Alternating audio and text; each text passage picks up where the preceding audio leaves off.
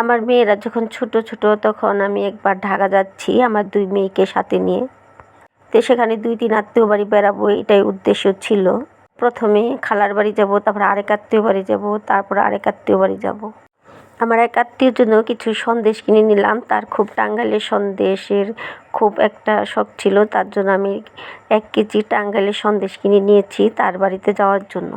প্রথমে আমি যে বাড়িতে যাব তার বাড়িতে আমি সন্দেশটা নিব না, কারণ সেই বাড়িতে আমি ফল ফলানি নেব, সেটা আমার খালার বাসা। তাহলে আমার খালা যদি জানে তাদের সন্দেশ না দিয়ে আমি অন্যজনের সন্দেশ দিয়েছি, তাই দেখতে খুব খারাপ দেখা যায়। সেজন্য আমি করছি কি, সন্দেশটা কিনে ব্যাগের ভিতরে ভরে রেখেছি। আর আমার 2 মেয়েকে বললাম যে আমাদের ব্যাগে যে সন্দেশ আছে, তুমি আমাদের যে খালার বাসায় যাব ওখানে গিয়ে কাউকে বলো না যে আমাদের ব্যাগে সন্দেশ আছে, আর সন্দেশের কথা জানি ভুলেও মুখ দিয়ে বের করো না। আমার 2 মেয়ে বলল আচ্ছা, বলবো না। আমার ছোট মেয়ের বয়স তখন 2.5 বছর আর বড় মেয়ের বয়স 3.5 বছর। 2 মেয়েকে নিয়ে আর মাকে নিয়ে তো আমি ঢাকার উদ্দেশ্যে রওনা দিলাম। বাসে যেতে আমার মেয়ে মাঝে মধ্যেই বলে, মা গো আমার ব্যাগে যে সন্দেশ আছে আমি তো কেউরই কমু না, নে গো মা। আমি বললাম বলো না। এরকম করে কিছু পথ যাওয়ার পরই আমার মেয়ে আমাকে বলে, মা গো আঙ্গো ব্যাগে যে সন্দেশ আছে আমি তো কেউরই কমু না, নে গো মা। তো আমি বলি, হ্যাঁ তুমি খুব ভদ্র মা, তুমি কেউরই কইবা না আমি জানি।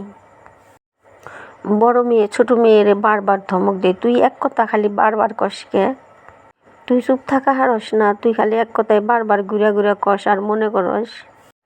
খালার বাসার কাছাকাছি চলে গেলাম। পরে বাস থেকে নেমে খালার জন্য আমি আপেল, কমলা আর কিছু আঙ্গুর কিনে নিয়ে গেলাম। বাসায় গিয়ে ফল ফলানিটা আমি খালার কাছে দিলাম। আর আমাদের যে ঘরে নিয়ে থাকার জন্য ব্যবস্থা করে দিল সেই ঘরে আমি ব্যাগ টেক রাখলাম। আর আমরা সেখানে কিছুটা সময় রেস্ট নিলাম।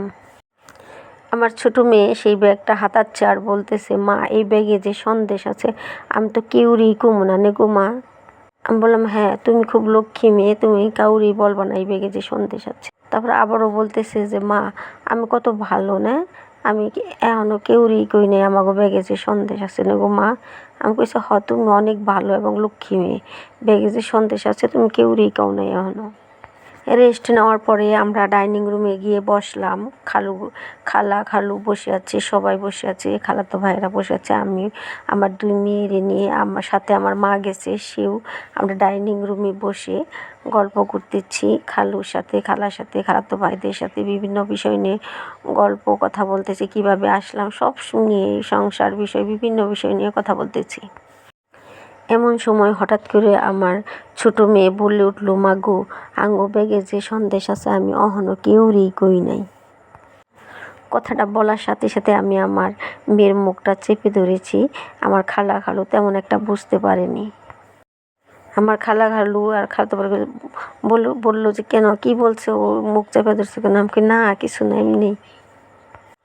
আমি তাড়াতাড়ি করে আমার ছোট মেয়েরে আর বড় মেয়েরে নিয়ে যে রুমে আমাদের থাকতে দিয়েছে ওই রুমে নিয়ে গেলাম। রুমে নিয়ে মেয়ের বললাম যে, তুমি তো এখনই হাটে হাড়ি ভেঙে দিয়েছিলা, একটুর জন্য খালু বুঝতে পারেনি, বুঝলে তো আমি শরমে লজ্জায় মরে যেতাম। আমার মেয়ে তবুও বলতেছে, আমি তো কেউরই কই নাই আঙ্গ ব্যাগে যে সন্দেশ আছে। একটুর জন্য রক্ষা পেলাম, না হলে একবারে হাটে হাড়ি ভেঙে যেত।